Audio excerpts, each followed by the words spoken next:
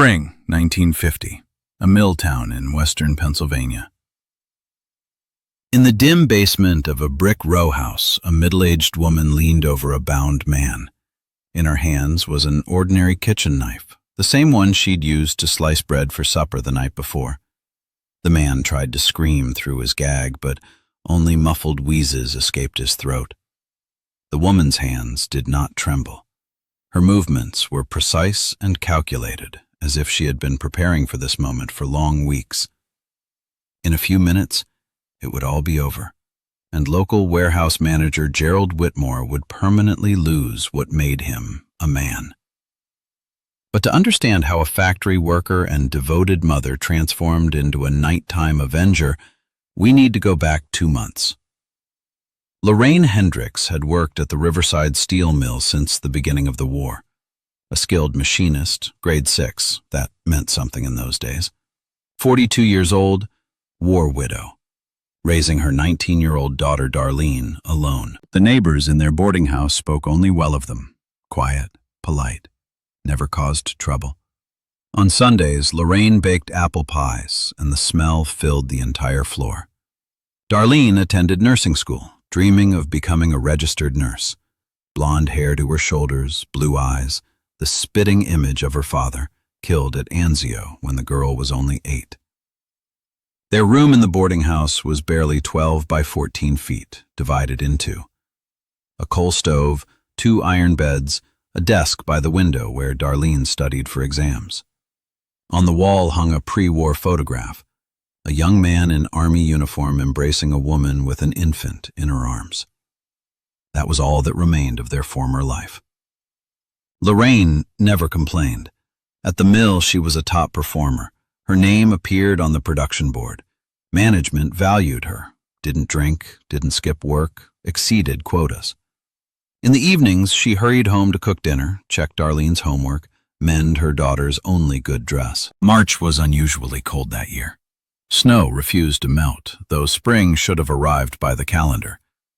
That Thursday, March 23rd, Darlene stayed late at nursing school preparing for hospital practicals. Lorraine didn't worry at first. Her daughter often stayed with friends to study. But when the clock hands passed 10 p.m., a mother's heart began to beat anxiously.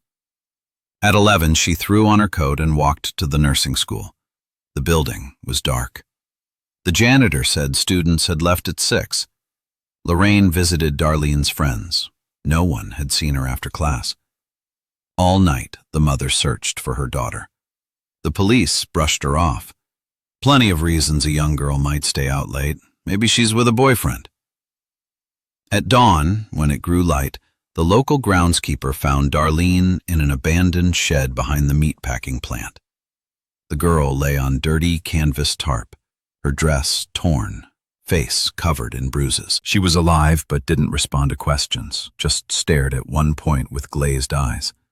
Witnesses recalled that Lorraine's scream, upon seeing her daughter in that condition, could be heard 3 blocks away. The hospital room greeted them with the smell of carbolic acid and hopelessness. An elderly doctor, after examining Darlene, shook her head and led Lorraine into the corridor. The conversation was brief and terrible. The girl had been violated by several men. Bruises covered her entire body, internal injuries. Whether she could have children remained a big question, but worst of all, the psychological trauma. Darlene wouldn't speak, wouldn't cry, just lay staring at the ceiling. Lorraine sat by her daughter's bed for 3 days straight, never closing her eyes.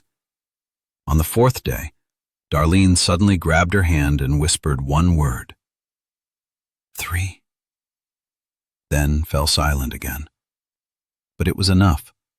Something changed in the mother's eyes. A roommate later told investigators that she saw Lorraine sitting absolutely motionless, but from her emanated a cold, not anger, not rage, but an icy, deadening cold. Detective Frank Brennan was an experienced man. In 15 years with the police force, he'd seen everything. But when Lorraine came to him with her statement, something in her voice made him listen carefully. The woman spoke calmly, clearly, without tears or hysterics, listing facts.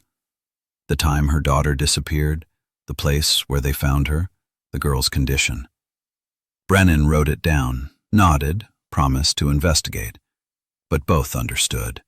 It was a dead-end case. No witnesses. Darlene couldn't or wouldn't speak, and the town was full of demobilized, bitter, drinking men. A week later, the investigation had effectively stalled. Brennan honestly tried, questioned the meatpacking plant workers. No one saw or heard anything. Checked local repeat offenders. All had alibis. Darlene still wasn't speaking, only flinched when men entered her room. Lorraine came to the police station every day. Every day, Brennan shrugged helplessly. On the 10th day, he set it straight. "Look, Mrs. Hendricks, without your daughter's testimony, we can't do anything. And even if she did talk, you know how these cases get investigated, half-heartedly, especially when people in positions of authority might be involved." That was the first hint. Lorraine nodded silently and left. But that same evening, a breakthrough occurred. Darlene suddenly spoke, not to doctors, not to the detective, only to her mother. In whispers, interrupted by sobs, she told what she remembered. After nursing school, Gerald Whitmore approached her, warehouse manager from the meatpacking plant, offered her a ride. Darlene knew him, respectable man, they said.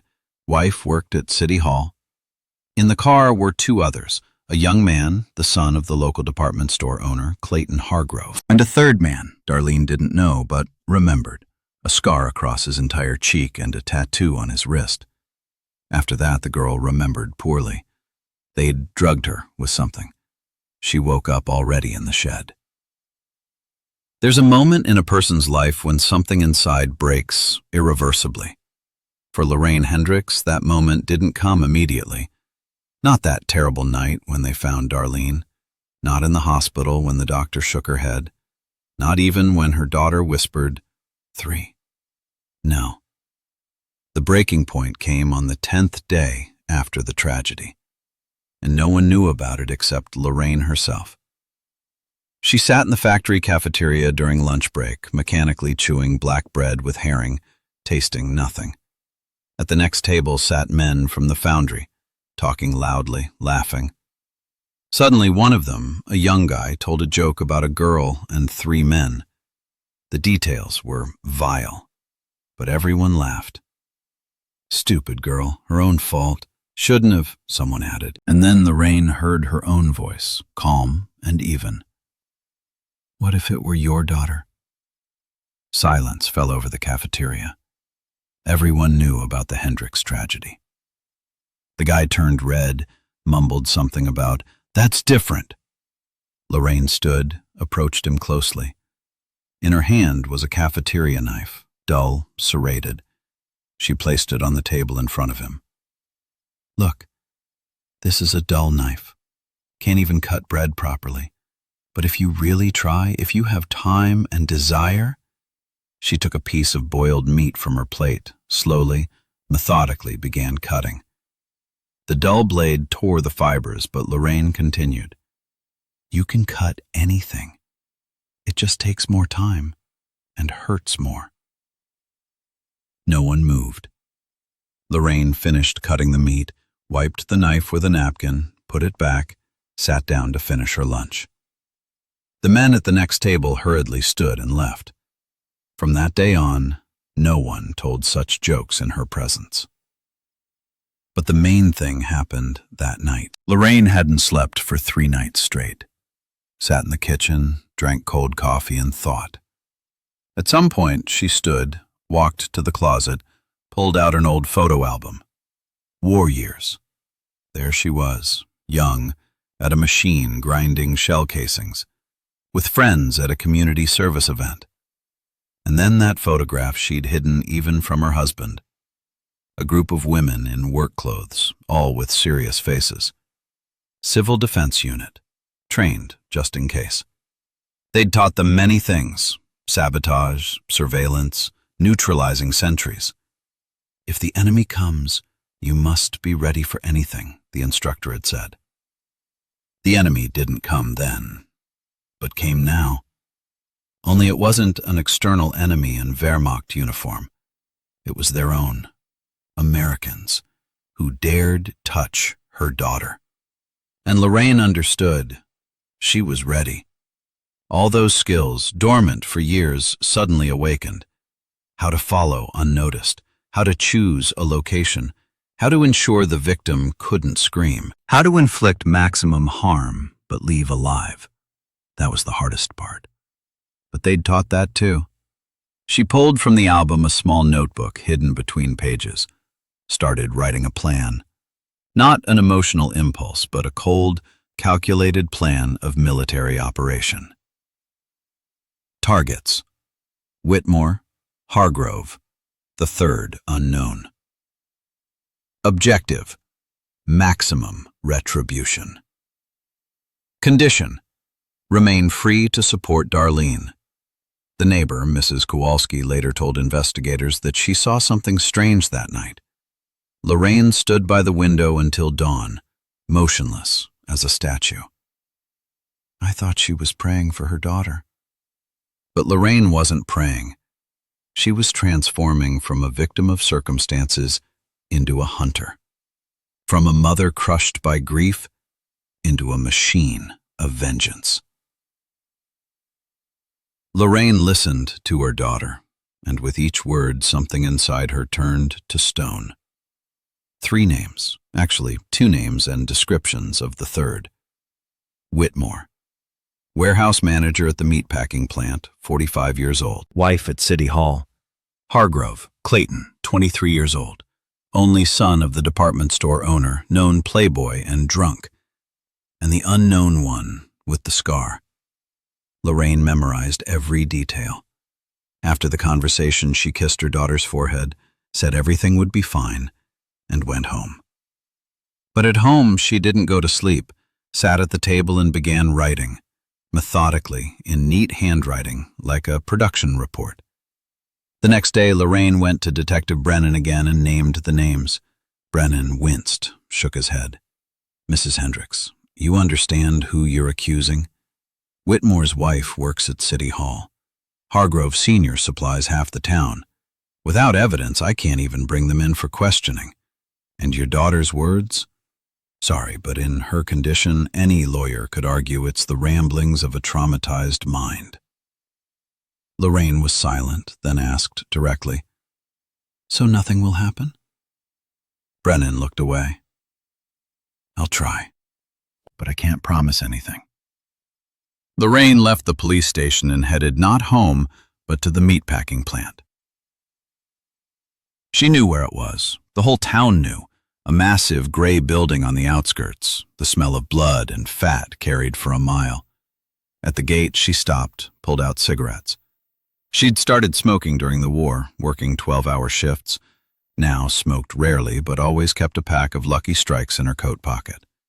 Stood there for an hour, watching. At 5 p.m., workers streamed toward the exit. Whitmore left at 5:30, stocky, balding, in a good coat.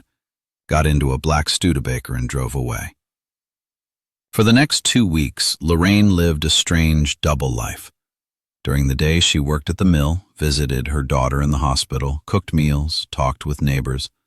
No one noticed any changes, except maybe she became more silent. But that was understandable. She was worried about her daughter. In the evenings, she walked the town. Not just walked, studied. Whitmore's route from the plant to home, Clayton Hargrove's daily schedule, searched for the third man with the scar, found him in 10 days. Samuel Merrick, demobilized sergeant, worked as a loader at the same meatpacking plant. April brought a thaw and the first retribution. Lorraine chose Whitmore not by chance. He was the most careful, the craftiest. If she started with the others, he might get scared, disappear, or worse, strike back. 2 weeks she studied his habits. Whitmore lived a measured life. Home, work, sometimes the tavern, home. On Wednesdays, his wife went to City Hall meetings and stayed overnight. On those days, Whitmore allowed himself to relax, drank more than usual, sometimes brought women home. Wednesday, April 19th. Lorraine asked off work, said she needed to visit her daughter in the hospital, but didn't go to the hospital. Spent all day preparing. Checked the knife, ordinary kitchen knife, sharp. Prepared rope, gag, bottle of chloroform obtained through a nurse acquaintance. Said it was for the home medicine cabinet. That evening, dressed inconspicuously, old coat, scarf low over eyes. In her pocket, the knife and the little bottle. Whitmore left the tavern at 10 p.m., walked with a slight sway, whistling something cheerful. 3 blocks to home through a vacant lot. Lorraine knew he always took this route, cutting through. The lot was dark, streetlights broken since winter. She waited by an abandoned shed. That very shed where they'd found Darlene. Symbolic, she thought. When Whitmore came level with her, she called out softly, "Mr. Whitmore, please help." He stopped, squinted in the darkness. Lorraine approached closer, holding the scarf to her face as if crying. "There's a kitten stuck under some boards, meowing so pitifully, and I can't get it out alone." Whitmore was drunk and good-natured. Besides, the voice seemed familiar. Woman from the mill, seemed like. He reluctantly followed her to the shed. Lorraine pointed to a gap between boards. "Right there, can you hear?" Whitmore bent down, listening. At that moment, she pressed a cloth soaked in chloroform to his face. He jerked, tried to break free, but Lorraine held firm. Years working at a machine had given her strong hands. In a minute, Whitmore went limp. She dragged him into the shed, the same place where her daughter had lain a month ago. Tied his hands and feet with the rope she'd bought at the hardware store the day before. Stuffed the gag in his mouth. Sat beside him and waited for him to wake. Didn't have to wait long. About 20 minutes. Whitmore opened his eyes, tried to move, realized he was tied. Fear flashed in his eyes first, then anger. He tried to say something through the gag, but only muffled sounds came out. Lorraine squatted next to him so he could see her face. "Do you recognize me, Mr. Whitmore?" Lorraine Hendricks, machinist from Riverside Steel, mother of Darlene Hendricks. That same girl who you and your buddies a month ago. She didn't finish. Didn't need to. By Whitmore's dilated pupils, she understood. He remembered everything. "You know, I could kill you, but death is too easy. You should live and remember. Live, but never be a man again." What happened next forever changed the life not only of Whitmore but of the entire town. Lorraine acted with the cold methodicalness of someone who had long planned every step. She didn't hurry. After all, she had time. The whole night ahead, and no one would miss Whitmore until morning. Wife at City Hall, neighbors used to his drunken sprees. Perfect conditions for retribution. Witnesses later told different stories about that night. Someone claimed to see a strange figure in men's clothing near the old shed. Someone heard muffled sounds, like moans. But on a night when half the town was celebrating, no one paid attention. And in the morning, the town woke up different.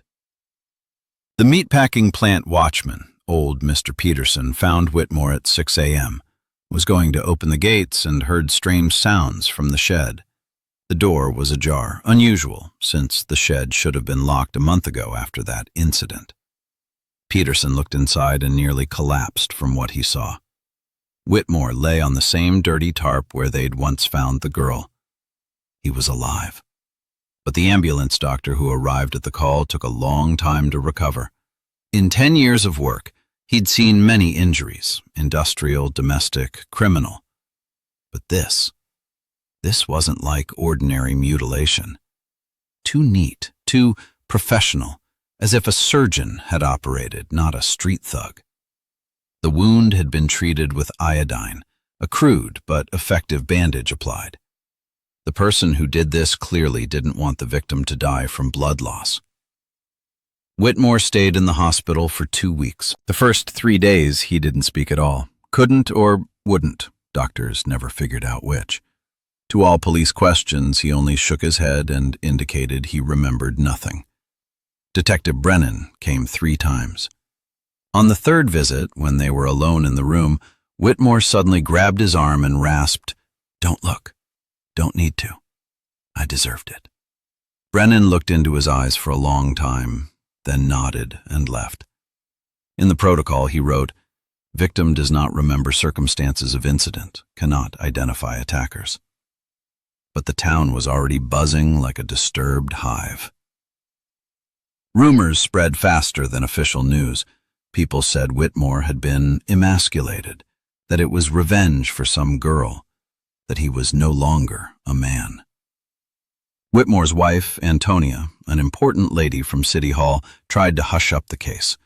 But could you really contain such a thing? Especially when nurses whispered in corners and orderlies spread details through every boarding house. Lorraine, during these days, lived her ordinary life. Mornings at the mill, evenings at the hospital with Darlene. Her daughter was recovering, could already stand, took first steps down the corridor. Doctors said physically she would recover. Psychologically was harder. But there was progress. Darlene started talking again, even smiled sometimes. Though at the sight of men, she still flinched and pressed close to her mother. "Mom, what happened to him?" Darlene asked one day. Lorraine understood who she meant. "I don't know, sweetheart. They say there was some kind of fight. He's in the hospital." Darlene was silent for a long time, then said quietly, "Good." And the subject wasn't raised again. But sometimes Lorraine caught a strange look from her daughter, half frightened, half understanding, as if Darlene suspected something but was afraid to ask directly. Clayton Hargrove lived in blissful ignorance for 2 whole weeks after the incident with Whitmore. His father, the department store owner, shielded his only son from bad news, and Clayton himself wasn't particularly interested in the fate of a drinking companion. So what if the warehouse manager got cut up in a drunken brawl? Happens to lots of guys. The young man continued his dissolute life, slept during the day, prowled taverns at night, bragged to his buddies about his exploits. It was in one such tavern that Lorraine heard what finally solidified her resolve. She'd wandered in by chance, returning from the hospital. Rain started, decided to wait it out. Sat in the corner, ordered coffee. At the next table sat a group of young men, including Hargrove, already fairly drunk, talking loudly without restraint. "Remember that nursing student a month ago?" someone giggled. Clayton grinned smugly. "Hell yeah. Such a quiet little thing turned out to be. Couldn't even scream properly. Whitmore said later we should have finished her, but I said, let her live. No one will believe her anyway. Dad will smooth it over if anything. He's got connections." Lorraine sat gripping her coffee cup so hard her knuckles turned white. Inside, everything turned to ice. Not just unrepentant, bragging. Proud. Considered it an accomplishment. At that moment, the last doubts disappeared. If with Whitmore she'd still hesitated, wasn't it too cruel? Now she knew for certain. They all had to answer. May 2nd, a holiday. The whole town was celebrating, drinking, having fun. Perfect time. Everyone relaxed, attention dulled, police busy with drunk troublemakers downtown. Lorraine prepared for 3 days. Studied the bathhouse schedule where Hargrove went on Tuesdays. Checked the abandoned house on the outskirts, basement with thick walls, far from residential areas. Prepared everything necessary. Stronger rope, more reliable gag, more chloroform. And one more thing. Her late husband's straight razor, which she'd sharpened to a razor's edge. That evening when Hargrove left the bathhouse steamed and satisfied, Lorraine was already waiting in the alley. Men's clothing, cap pulled low, hunched posture. Just another tipsy worker, hundreds like him on a holiday. The young man didn't even notice the figure walking behind. Why would he? He was the department store owner's son. Who would dare touch him? The blow was precise, to the base of the skull, as they'd talked during the war. Not to kill, but to knock out for a long time. Hargrove collapsed like he'd been cut down. Lorraine quickly dragged him behind a shed, pressed the chloroform-soaked cloth to his face. Then the hardest part, dragging him to the basement. The young man was healthy, about 180 pounds, but Lorraine managed. Years at the machine had given her strength, and rage gave her endurance. Hargrove woke an hour later. The first thing he saw was a woman in men's clothing sitting across from him on a crate. A kerosene lamp cast dancing shadows on the basement walls. The young man tried to move, hands and feet tied, tried to shout, gag in his mouth. And then he recognized her. Despite the clothes, despite the half-light, recognized the mother of that girl. Animal terror appeared in Clayton's eyes. "Hello, Clayton." Lorraine's voice was calm, almost gentle. "I thought a long time about what to do with you. With Whitmore it was simple. He's old, doesn't matter to him anymore. But you're young, had your whole life ahead of you." "Had." She pulled out the razor, slowly opened it. The blade flashed in the lamplight. "You know what I heard yesterday at the tavern? How you bragged, how you laughed. My daughter still wakes up screaming at night, and you laugh?" Clayton Hargrove howled like a wounded animal despite the gag. Tears and snot ran down his face. He thrashed in his bonds so hard the ropes cut into his wrists until they bled. But Lorraine was implacable. She worked slowly, methodically, with the same precision she used to machine parts on her lathe. Only now the material wasn't steel, but the living flesh of the one who dared touch her daughter. "You know what the worst part is?" she said as she worked. "You didn't even consider it a crime. For you it was fun, entertainment, like going to a show.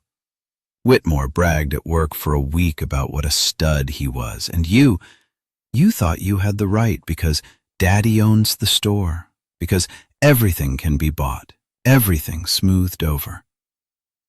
The procedure took longer than with Whitmore. Hargrove was younger, stronger, fought desperately.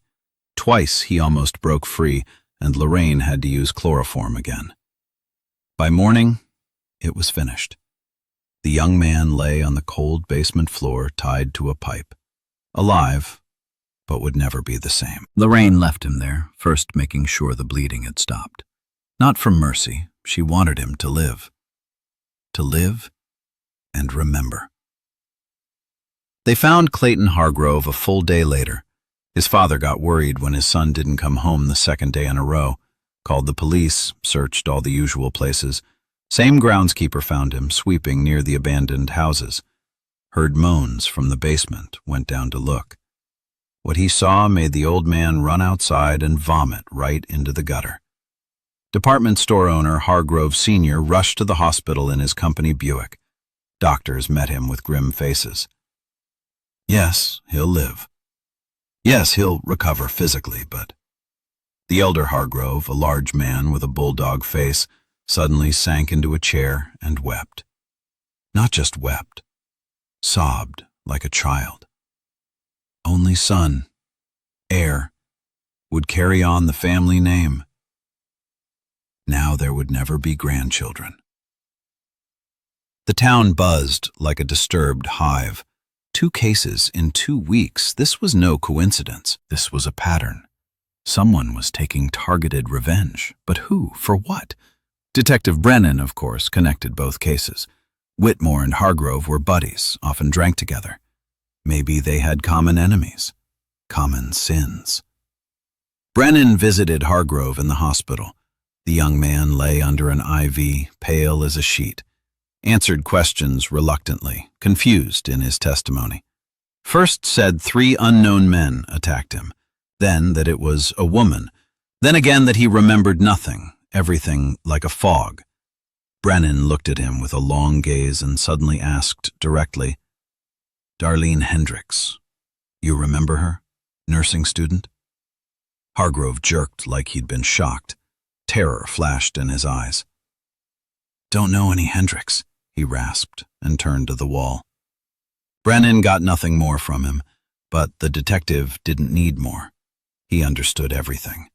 Or rather, understood the main thing. These two got what they deserved, and somewhere in town walked another person, waiting his turn. Lorraine, during these days, behaved impeccably. Worked overtime. Got to meet quotas. Came to the hospital for Darlene every day with treats, baked pies, made compote. Nurses were touched. What a caring mother. Discussed the terrible news with neighbors in the boarding house. Did you hear what happened to Hargrove? Horrible. They say same thing happened to Whitmore. Maybe there's some maniac on the loose? Meanwhile, Darlene was recovering, could walk around the room, even went out into the corridor. Physical wounds healing. Psychologically was harder. The girl still flinched at loud sounds, was afraid to be alone, especially in the dark. But there was progress. She started reading her medical textbooks again, which her mother brought. I want to go back to school, Mom. Can't spend my whole life being afraid. The third participant in that terrible evening, Samuel Merrick, lived on the other side of town in a barracks for demobilized soldiers. The scar across his left cheek he'd gotten in '43 at the Battle of Kursk. Wait, no, that's the Soviet battle. Let me fix that. The scar across his left cheek he'd gotten in '44 at Normandy, shrapnel from a German shell. The tattoo on his wrist, Army, done in a hospital out of boredom. After the war, worked as a loader at the meatpacking plant. Drank heavily, like many veterans who couldn't find their place in peacetime. About the incidents with Whitmore and Hargrove, Merrick didn't learn right away. In the barracks, they didn't read newspapers and rumors traveled slowly. But when they did arrive, neighbors later said Samuel didn't leave his room for 3 days. Then came out sober, first time in many months, and went to the train station. Wanted to leave, apparently. But there were no tickets, or no money, or no courage. Came back, became cautious. After his shift, straight home. Not a foot in the taverns anymore. Evenings locked all the bolts. Lorraine tracked him the longest of all. Merrick turned out to be the most difficult. A veteran, accustomed to danger, sensing it instinctively. He seemed to know he was being watched. Changed routes, looked over his shoulder, sometimes turned sharply into an alley to check if he had a tail. But Lorraine was patient. She waited 3 weeks, observed, recorded, analyzed, and found the weak spot. On Sundays, Merrick went to the cemetery to visit his mother's grave. She'd died while he was fighting. This was the only day he relaxed, allowed himself to drink right there by the fence, sat for hours, talked to the deceased, sometimes cried. Strange to see this rough man with a scarred face crying over an old grave, asking forgiveness for something. Sunday, May 21st. The day was overcast, drizzling. The cemetery was deserted. Weather didn't invite walks among the graves. Merrick came as usual with a bottle of whiskey and a piece of dark bread, sat on an old bench by his mother's grave, poured whiskey into a glass, drank, ate, began his usual monologue. Sorry, Ma. I messed up again. Didn't want to. Just happened.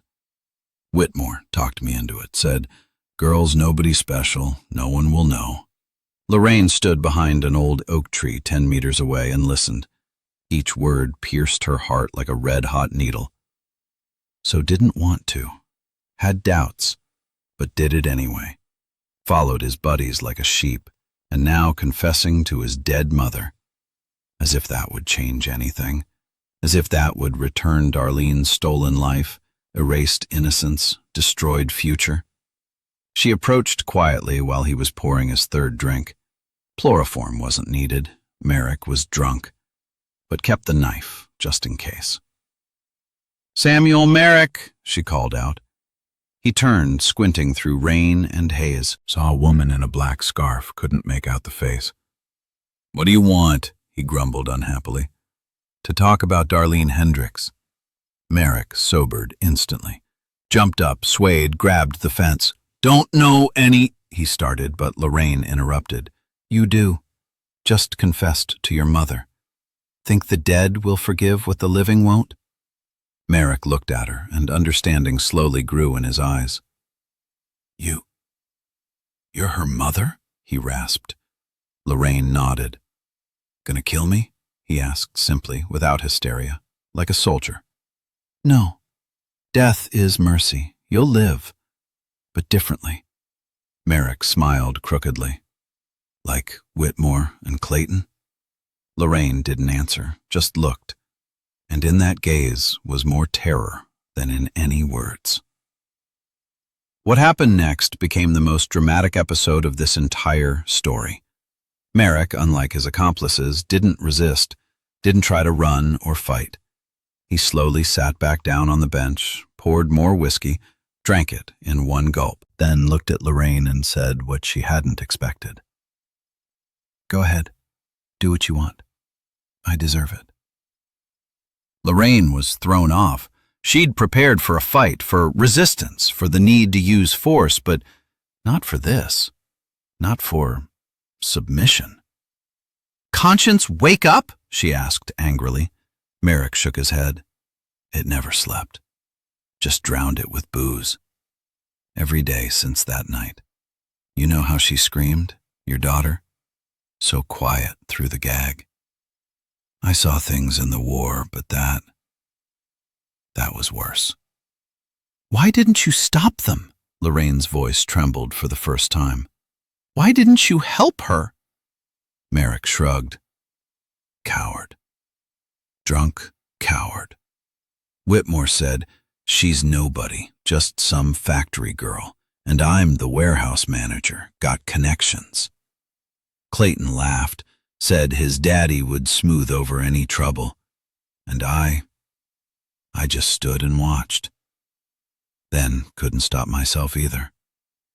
War knocked the human out of me. Only the beast left. They sat in the rain, a woman in black and a scarred veteran, two souls broken by war and life. Finally, Lorraine stood. "Let's go." Merrick obediently rose. "Where?" "You'll see." They walked through the cemetery in silence. Rain intensified, turning paths to streams of mud. At the gates, Lorraine stopped. "You can run. I won't chase you. Leave town. Disappear." Merrick shook his head. "Nowhere to run. No reason to. Do what you have to do." And they walked on, to that same shed where it all began. Lorraine didn't tie him, no need. Merrick lay down himself on that dirty tarp, closed his eyes himself. "Just make it quick," he asked. "No," Lorraine answered. "You need to feel at least part of what she felt." The procedure took less time than with the previous ones, not because Lorraine hurried or pitied him, simply because Merrick didn't resist. Lay silent, only occasionally groaned through clenched teeth. When it was over, he opened his eyes and looked at Lorraine. In his gaze was almost gratitude. "Now we're even," he rasped. "No," she answered. "This is never even. But the debt is partially paid." They found Merrick there in the morning, but unlike the others, he crawled to the road himself, stopped the first passing truck himself. At the hospital, immediately told doctors, "This is just punishment. I deserved it." Categorically refused to file a police report. Detective Brennan came 3 times, but Merrick was silent as a partisan. Only once said, "Detective, don't look. Everything was done right. The 3 of us, we acted worse than animals. Now we got ours." After this conversation, Brennan sat in his office for a long time, smoked cigarette after cigarette. Then called his assistant. "Close the assault cases. Lack of victim testimony and witnesses. File it away." The assistant was surprised. But there's an obvious connection. File it away, I said, Brennan snapped. And they closed the case. Unofficially, quietly, but closed it. The last days of May passed in a strange, tense silence. The town seemed to hold its breath. Everyone knew what had happened, but no one spoke of it aloud. Whispered in corners, exchanged glances when talk turned to those three. Women looked at men with a new expression in their eyes, half warning, half triumphant. Men became more careful, more polite, especially with young women. Lorraine continued living her measured life, work, hospital, home. Only now, when she walked down the street, people stepped aside. Not obviously, not demonstratively, but they stepped aside. At the mill, they greeted her differently now, with respect mixed with fear. The shift supervisor, who used to yell at the women workers, now addressed her with extreme politeness. "Mrs. Hendricks, would you mind?" She pretended not to notice the changes. Darlene was released from the hospital in early June, thinner, paler, but capable of smiling again. Lorraine brought her home in a taxi, unheard of luxury for a simple worker. Neighbors in the boarding house greeted them warmly but restrainedly. Old Mrs. Kowalski baked a cake. The Murphy family gave fabric for a dress. Everyone tried not to look Darlene in the eyes, and she didn't seek those looks. The first week home, the girl barely left her room, sat by the window with a book, looked at the street. Lorraine didn't insist, didn't rush, knew it would take time, lots of time. Second week, Darlene went to the store for bread.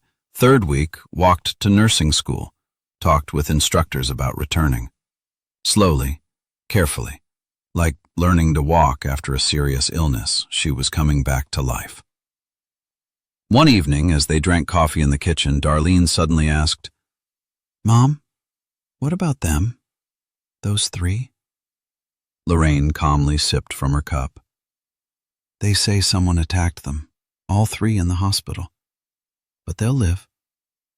Darlene was silent for a long time, crumbling bread. "They can't now, can they?" The question hung in the air. "Can't," Lorraine confirmed. "Never." Darlene nodded and didn't return to the subject. But that night, Lorraine heard her daughter crying into her pillow. Not from fear or pain. These were different tears. Tears of relief, as if a huge stone had fallen from her soul. In the morning, Darlene smiled truly for the first time in 3 months, not forced.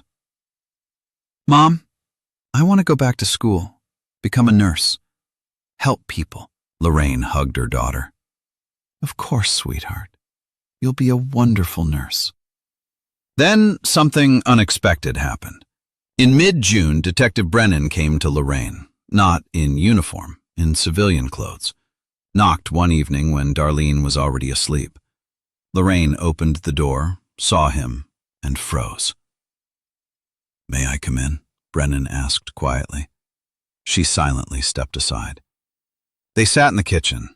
Brennan was silent for a long time, turned a cigarette in his hands without lighting it. Finally spoke. "I know everything, Mrs. Hendricks. Knew from the beginning. But there's no evidence, and won't be. Victims are silent, no witnesses. Case closed." "Why did you come?" Lorraine asked evenly. Brennan raised tired eyes to her. "To warn you. No more. 3 is enough. If there's a 4th, a 5th, I can't look away. We'll have to act by the book." Lorraine looked at him without blinking. "There won't be more. There were only 3. Brennan nodded, stood. At the door, turned. "You know, I have a daughter too, 15 years old. I would have done the same." And left, quietly closing the door. June slowly flowed into July, bringing with it stifling nights and anxious rumors. The town lived as if in 2 parallel realities. In one, the official one, nothing happened. 3 separate cases of assault on citizens by unknown hooligans. Cases closed for lack of evidence. In the other reality, the one that existed in kitchen conversations, in bread lines, in factory break rooms, everyone knew everything and stayed silent. It was the collective silence of an entire town. Silent complicity. Old Mrs. Constantine, who taught literature at the nursing school, later recalled, "We all became accomplices, not to a crime, to retribution. And it changed us. Women stopped being afraid to come home late from work. Men became more careful, more polite, as if an invisible hand hung over the town ready to punish certain actions." In early July, an event occurred that could have changed everything. Hargrove Sr., the department store owner, an influential man with connections at the state level, came to Lorraine at the mill. Security stayed at the gate. He walked into the shop floor alone, stopped at Lorraine's machine, waited while she finished an operation. Workers glanced over, whispered, but no one approached. Everyone sensed something important was happening. "Mrs. Hendricks," Hargrove spoke quietly, but steel rang in his voice. "I need to speak with you privately." Lorraine calmly wiped her hands with a rag, removed her apron. "Let's go to the break room. No one there." They went to a small room with peeling walls where workers usually smoked during breaks. Hargrove closed the door, turned to Lorraine, and suddenly, this large, powerful man dropped to his knees. "I know it was you. I know what my son, what he did to your daughter. He confessed to me, not right away, but he confessed. I didn't come to threaten or demand. I came to ask forgiveness for raising for not watching him, for my indulgence and permissiveness making him a monster." Lorraine looked down at him, and in her gaze was neither pity nor forgiveness. "Get up," she said coldly. "Don't humiliate yourself.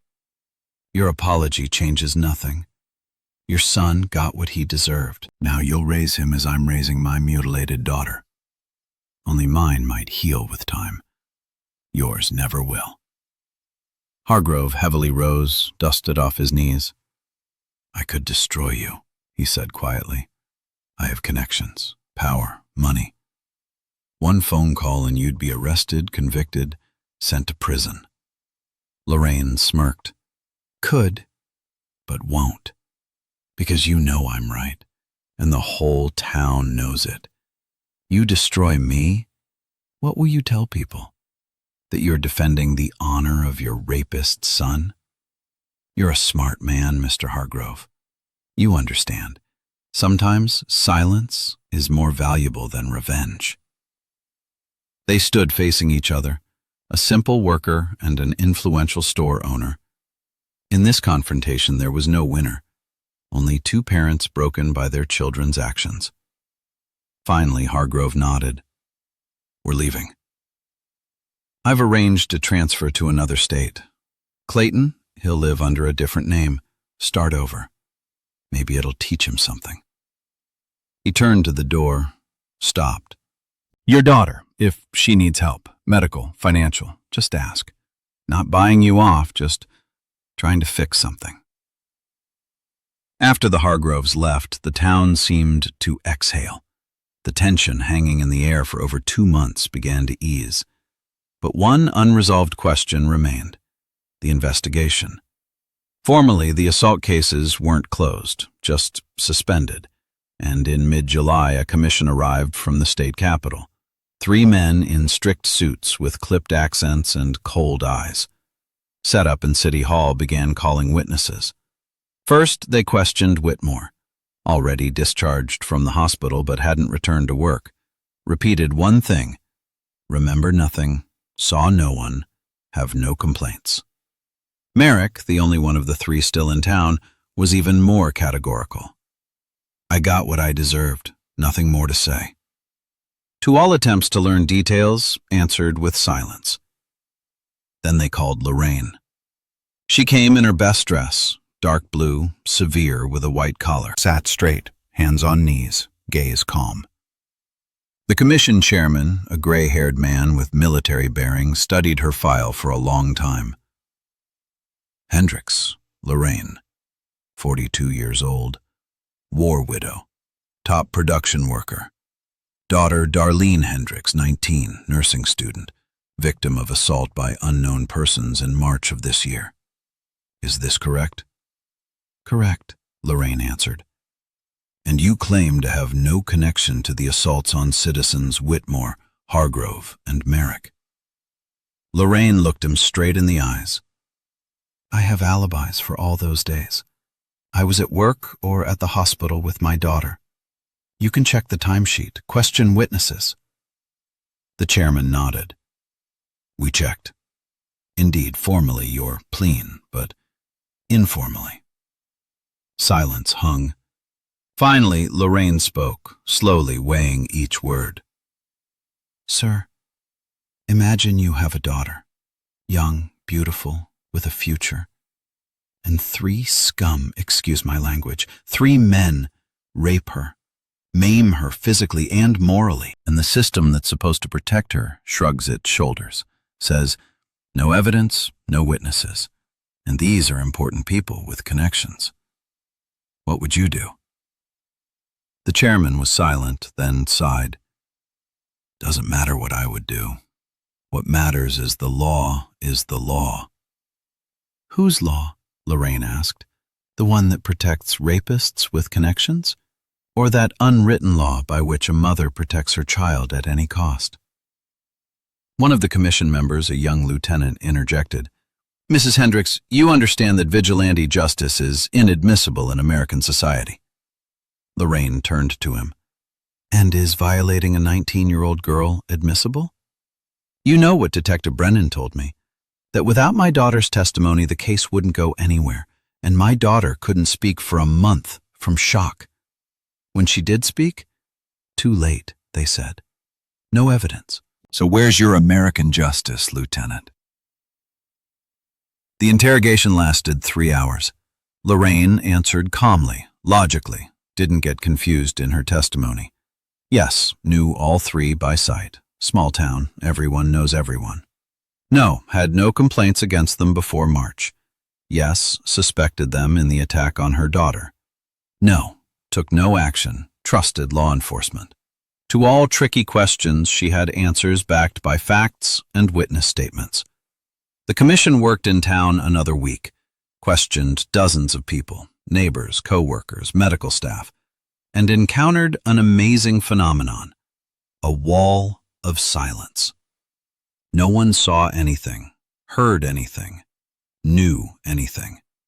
Moreover, everyone unanimously gave Lorraine glowing character references. Wonderful mother, model worker, wouldn't hurt a fly, a saint, suffered so much. Even those who definitely suspected something stayed silent. The doctor who treated Whitmore, when asked about the nature of injuries, answered, typical of a drunken brawl, nothing unusual. Though any medical professional would understand such injuries aren't inflicted in a brawl. Too neat, too purposeful. The nurse on duty the night they brought Hargrove swore she didn't hear him raving. She, her, the mother of that girl, she took revenge. Detective Brennan was called last. The chairman studied him for a long time before asking the first question. Officer Brennan, you led the initial investigation into the assault on Miss Darlene Hendricks? I did. And what did you establish? That a crime occurred, that there were 3 perpetrators, that without victim testimony and witnesses, the case had no judicial prospects. And unofficially? The chairman looked intently. Brennan was silent, then answered, unofficially, I knew who those 3 were. Whitmore, Hargrove, Merrick. But knowing and proving are different things. When they were attacked, did you connect these events? Of course, but again, no evidence. Victims silent, no witnesses. What could I do? The chairman leaned back. And if there were evidence? If you knew for certain it was a mother's revenge for her violated daughter? Brennan looked him straight in the eyes. "Sir, I have 2 daughters, 15 and 17. If someone, I wouldn't wait for justice. I'd act myself, and any father, any mother would do the same. We can talk all we want about the law, about the inadmissibility of vigilante justice, but there are crimes for which the law cannot punish adequately. And then what?" Tension sounded in the chairman's voice. "And then the ancient law kicks in. Eye for an eye. They mutilated a girl, they were mutilated in return. They took away her chance for a normal family, children. They were deprived of the same. Cruel? Yes. Unlawful? Absolutely. Just? Everyone decides for themselves." That evening, the commission gathered for a closed meeting. What was discussed there remained a secret, but the next morning, the decision was announced. Cases regarding assaults on citizens Whitmore, Hargrove, and Merrick are closed due to lack of criminal evidence. Victims declined to press charges. No witnesses. No physical evidence found. The commission departed for the capital, leaving the town alone with its secret. Lorraine learned of the decision at work. The shop supervisor called her, informed her officially. She listened silently, nodded, returned to her machine. But her hands were shaking. For the first time in all these months, Lorraine Hendricks' hands were shaking. Not from fear, from relief. It was over. Daughter avenged, criminals punished, and she, Lorraine Hendricks, remained free to help Darlene return to life. Epilogue. Darlene Hendricks returned to nursing school that fall. Instructors noted her special dedication to studies, as if she was trying to make up not only for missed months, but something greater. In 1952, she graduated with honors and entered medical school, became an obstetrician-gynecologist. Contemporaries recalled that women came to Dr. Darlene Morrison, she married a widower with 2 children in 1955, from across the state. She accepted those other doctors turned away, helped victims of violence, not only medically but psychologically, never judged, never asked unnecessary questions. Lorraine worked at the mill until retirement, remained a grade 6 machinist, though was offered promotion multiple times, refused, said she was fine as she was. Died in 1973 surrounded by grandchildren. Darlene had 3 children, defying doctors' predictions. The entire town came to the funeral. Even Samuel Merrick hobbled up on crutches, by then old, sick, drunk to the end, stood by the coffin, laid 3 carnations, and said quietly, "Forgive me, Mrs. Hendricks, and thank you." Whitmore left town immediately after being discharged from the hospital. They said his wife left him after learning the truth. His trail was lost somewhere in Texas. The Hargroves vanished as if they never existed. Only years later did it emerge that Clayton worked as a librarian in a small town in Montana, married a woman much older, adopted her daughter from a first marriage. Neighbors knew him as a quiet, polite man who never raised his voice and avoided any conflict. Detective Brennan rose to captain, headed the County Criminal Investigations Division. In retirement, wrote memoirs. Among other things, included a chapter without a title, just 1950. In it, he pondered the nature of justice, the boundaries of law, and how sometimes the right decision is not seeing the obvious. The manuscript didn't pass censors, but copies circulated among lawyers for years. This story never made it into official archives. There are no documents confirming the connection between the assault on Darlene Hendricks and subsequent events. But in that Pennsylvania mill town, whose name we deliberately don't mention, they still remember it. Pass it down by word of mouth. A reminder that sometimes justice exists outside courtrooms, that sometimes a mother's love is stronger than any law, and that some crimes demand more than what law books can provide. If you found this story compelling, please support the channel with a like and subscribe. Your support helps us uncover and share forgotten pages of history that make us think about eternal questions of good and evil, justice and retribution. Share your thoughts in the comments. What do you think about this story? See you in the next episode.